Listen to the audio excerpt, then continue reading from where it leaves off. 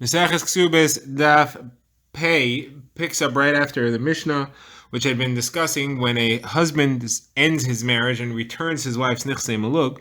He had the right to eat the fruits of that nichsei malug throughout the marriage, but the property itself still belonged to his wife, and she gets it back when the marriage is over.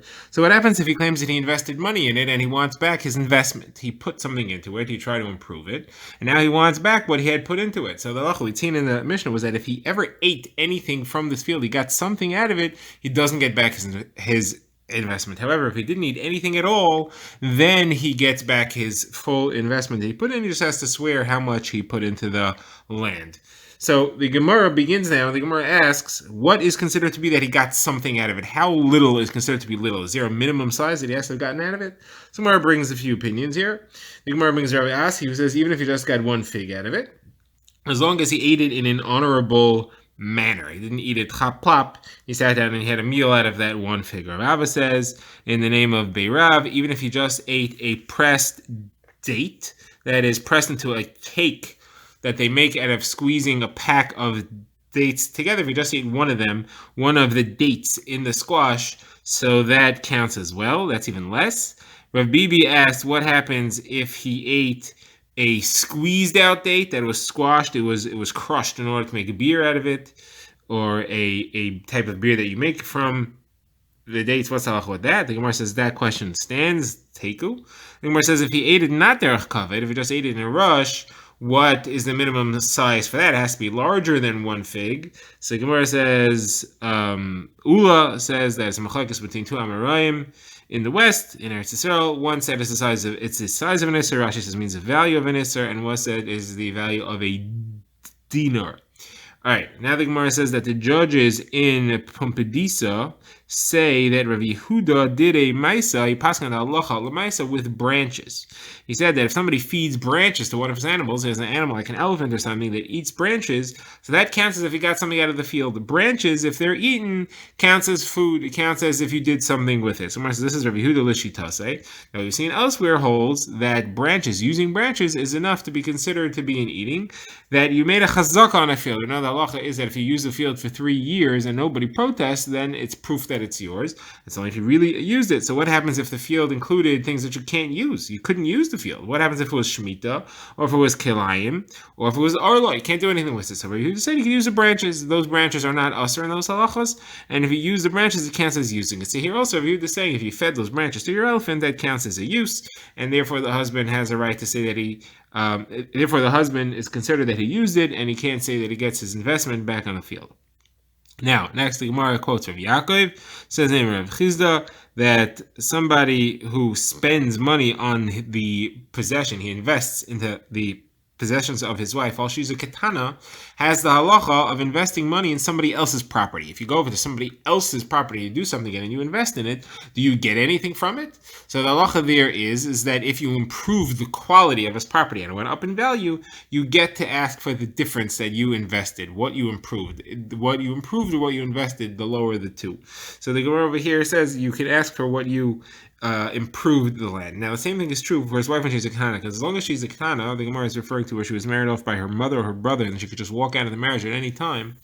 So she could just walk away. And if she walks away, she ends the marriage. She doesn't have to give him anything. She takes whatever property she brought in. If he invested in it, he's not going to get anything out of it.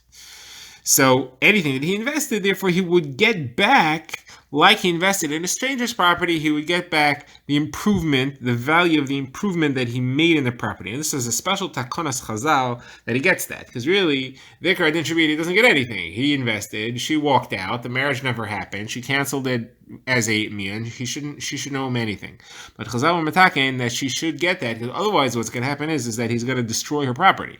Because he knows she can walk out at any time, he thinks tomorrow she's going to walk away. So I may as well use it in whatever sense I can. I can invest anything in it. I'm going to get everything in it I can. By the time she walks away, he's not going to have anything left. In order to make him take care of her property, we say, hey, listen, first of all, take care of it because maybe she won't do mian, and therefore maybe it's going to stay in your possession for the long term. Even if she does mian, you'll get back your investment, you'll get back whatever improvement you made, and therefore we made the takana that he gets that amount returned to him. The Gemara now brings a story that happened in regards to this halacha. The Gemara says there was a lady that got a Yerusha of 400 zuz, but it was in a place called Choizoi that was far from her. So her husband went and he traveled to get there to get her Yerusha, and the trip cost him 600. The Yerusha was only 400 zuz, and the trip cost him 600 zuz, so he spent more than he got. But he brought back the 400 zuz. On the way back, he needed one zuz. He had to spend it for something, so he took one of the 400 zuz.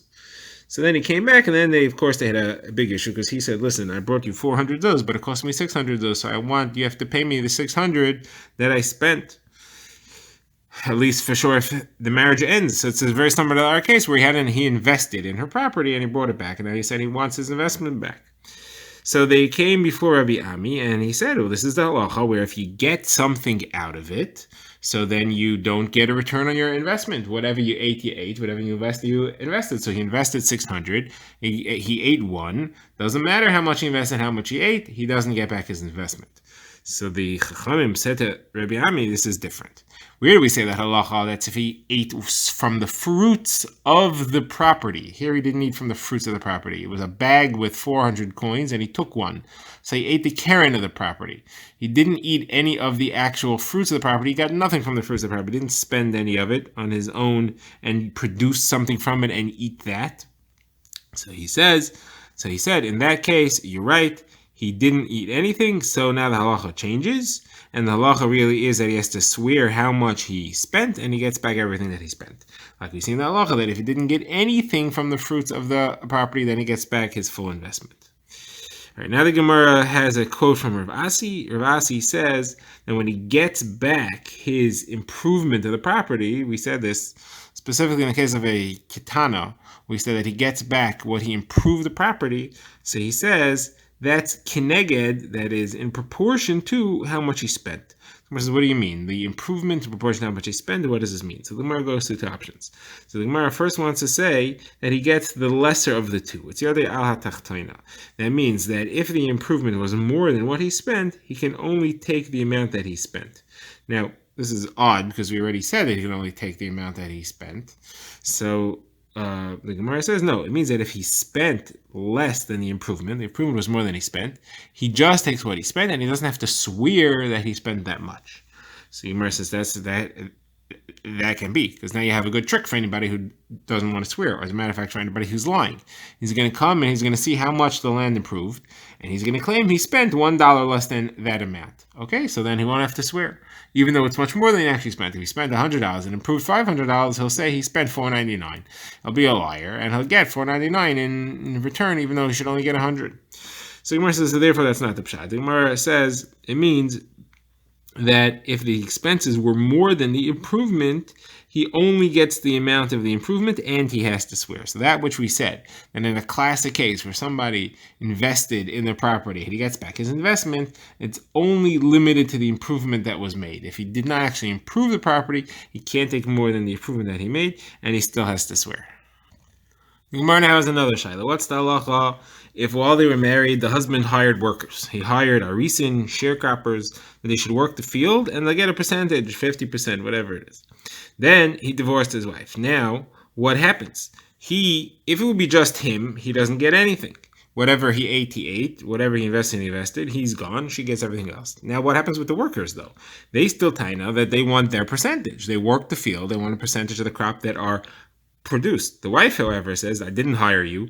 You worked for my husband. He's gone. He has no rights in the field anymore. Whatever he spent. He doesn't get back his investment. So he hired you, so you can't get anything either. The only rights you got were from him, and he has no rights. So it's an empty bag.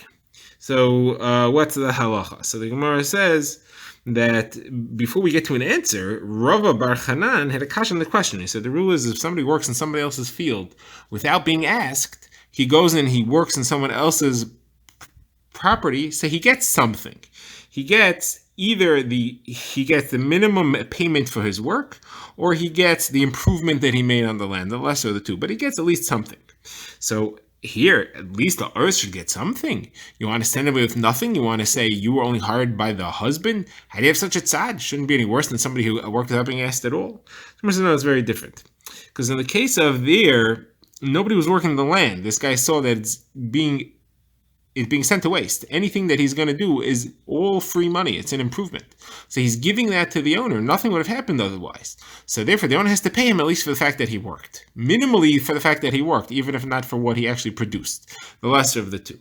Over here, the lady has a simple claim. If these workers wouldn't have been here, the husband would have worked. Husband would have worked, he would get nothing. So why does she have to pay and lose just because husband hired people? Why should they have greater rights than the husband himself? That's a strong taina. So Gemara says, what's the halacha? So Gemara says, you see if that's a real taina or not. Is the husband the type of person who could have worked the field? If the husband could have worked the field, if not for these workers, so then she could say to the workers, you don't have a right to make me lose.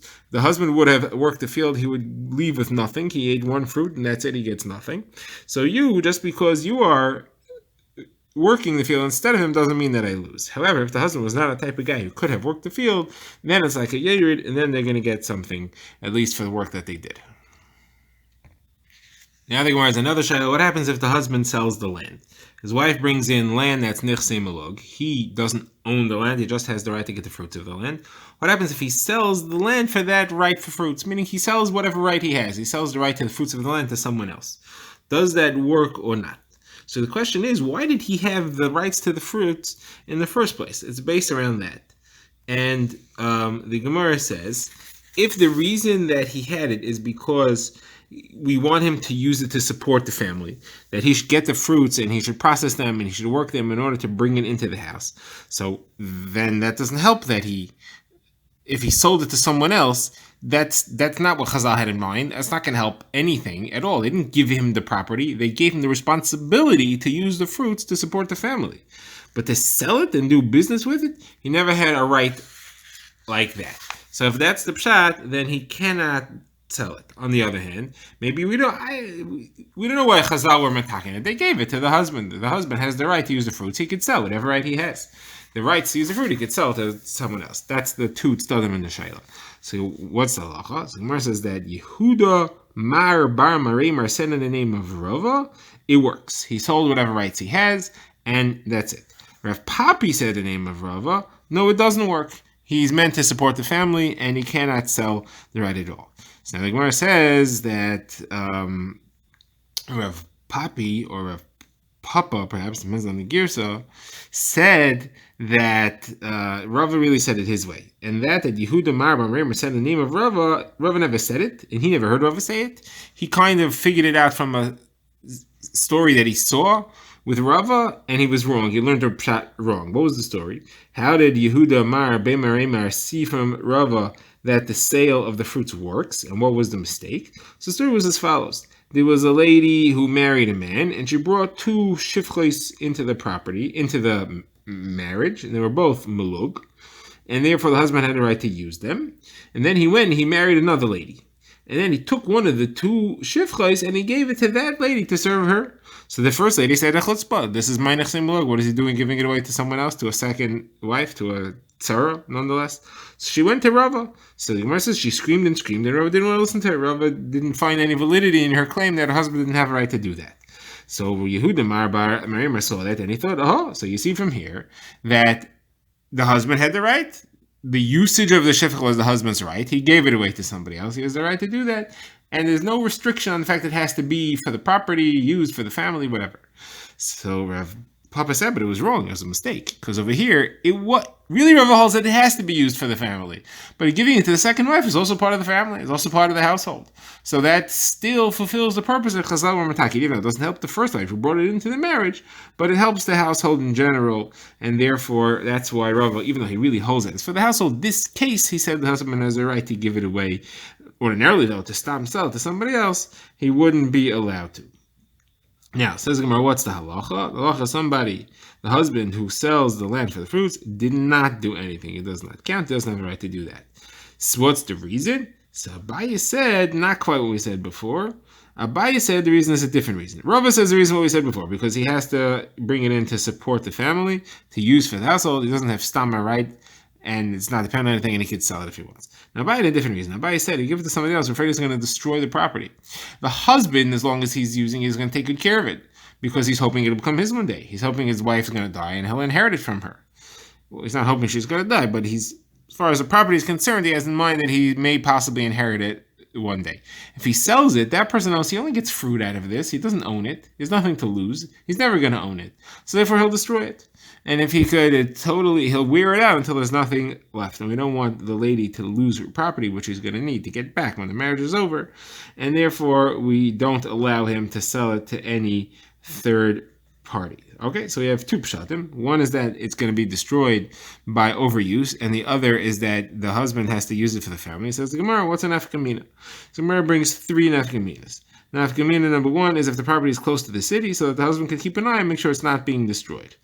Nafkamina number two is if the husband himself is working the field and he's giving the fruits to the buyer.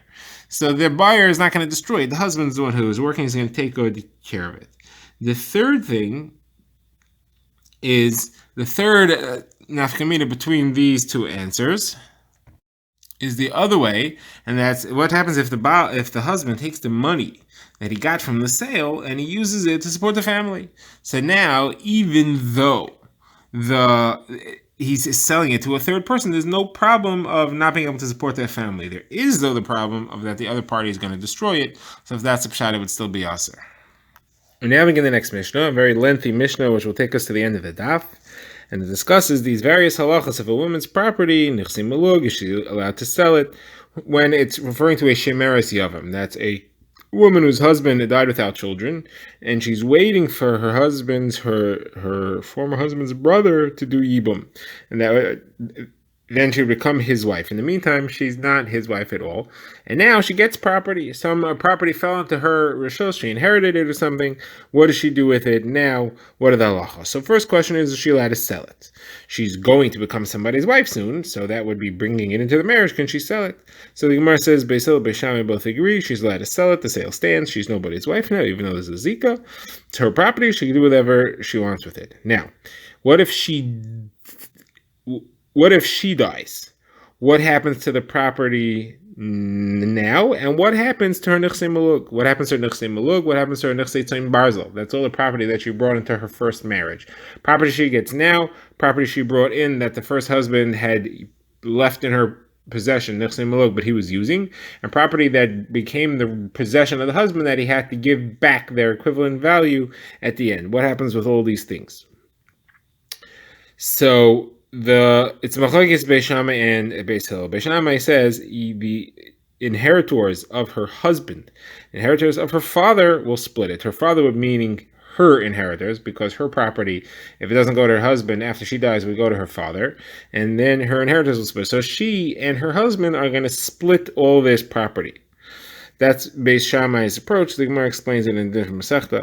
I'm not going to get to it here. Now, the Gemara says Beis Hillel disagrees. Beis Hillel says everything stays where it is. You don't move anything around.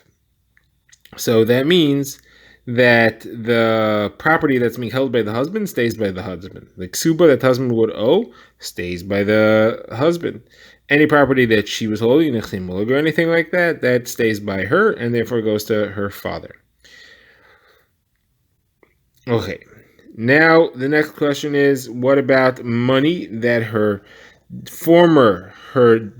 dead husband left behind, that is now meshubit to her ksuba? The former husband's estate owes her ksuba. The yavam doesn't have to give her ksuba unless her first husband didn't have any money for the ksuba. But if the husband had money, that's where she's going to get a ksuba from. So all that money is meshubit to her. So any money that he left over is really her property, at least up until the value of the ksuba. So what do you do with that? So it's considered to be her property, and it gets brought into the marriage like nichsei malug, and her new husband, the yavam, when he does yibum, gets to eat the peiros of that. Now, the Gemara goes into the specifics of what type of property did the dead husband leave behind, and it's going to be dependent on a machlokes. What happens with them is dependent on a machlokes, which property is meshubah to a ksuba.